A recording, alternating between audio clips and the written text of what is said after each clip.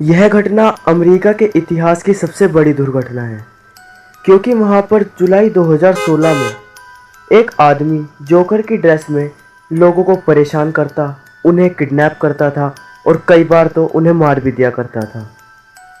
मैं और मेरा दोस्त मिगुअल अपने दूसरे दोस्त माइलो के घर रात में रुकना चाहते थे और मस्ती करना चाहते थे।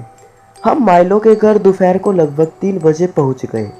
हमने उसके घर कई सारी मूवीज़ देखी, स्नैक्स खाए, जो कि हमारी उम्र के बच्चे ज़्यादातर करते हैं।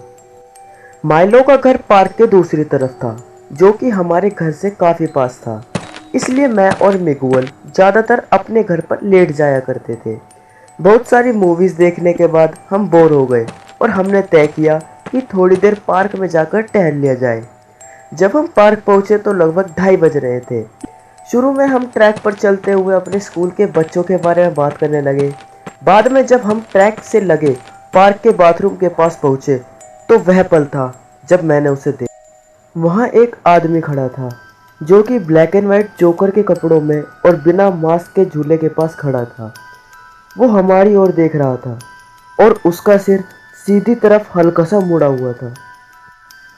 जैसा कि मैंने बताया, उसने मास्क नहीं पहना हुआ था, जिस वजह से हम उसका चेहरा साफ देख पा रहे थे। उसका चेहरा सच में बहुत गंदा था। उसके लटके हुए लंबे बाल, उसकी वह अजीब हंसी जिसे हंसते हुए उसके होठों के किनारे उसके गालों से मिल रहे थे। भले ही वो हमसे थोड़ा दूर था, लेकिन हम देख सकते थे कि वो हमारी तरफ देख रहा है। हम डर गए थे, इसलिए हमने इशारों में यह तय किया कि हम माइलो की घर की तरफ भागेंगे, क्योंकि उसका घर पार्क के किनारे पर ही था।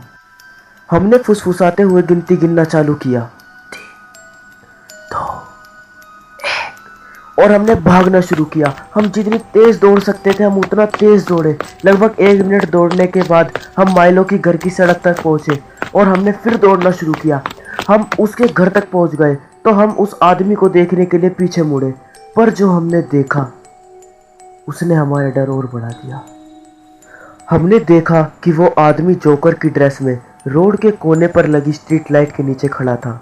वो दौड़कर या चलकर हमारे पास आने की कोशिश नहीं कर रहा था, बस वो वहाँ पर खड़ा था और हमें देख रहा था।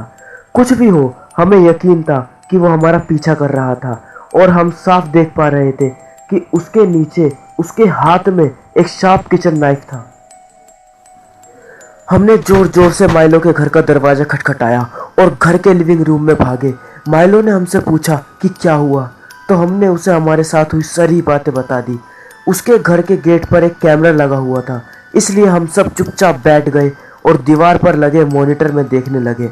और फिर हमने देखा वह आदमी रोड पर सभी घरों की तरफ देख रहा था। शायद वो यह देख रहा था कि हम कहीं छुपे तो नहीं। आखिर में अचानक वो आदमी माइलो के घर के सामने आकर खड़ा हो गया। ये देखकर हम सब दंग रह गए। हमने पूरी कोशिश की कि हम चिल्लाए नहीं, और तभी अचानक वो गेट के कैमरे के सामने आकर खड़ा हो गया। वो मेरी लाइफ का सबसे भयानक पल था। लकीली वो वहाँ से चला गया और बाद में हमने उसे कभी नहीं देखा। उस दिन की घटना के बारे में हमने किसी को कुछ नहीं बताया। मैं आज भी सोचता हूँ कि अगर हम माइलो के घर भागने का डिसीजन नहीं लेते तो हमारा क्या होता।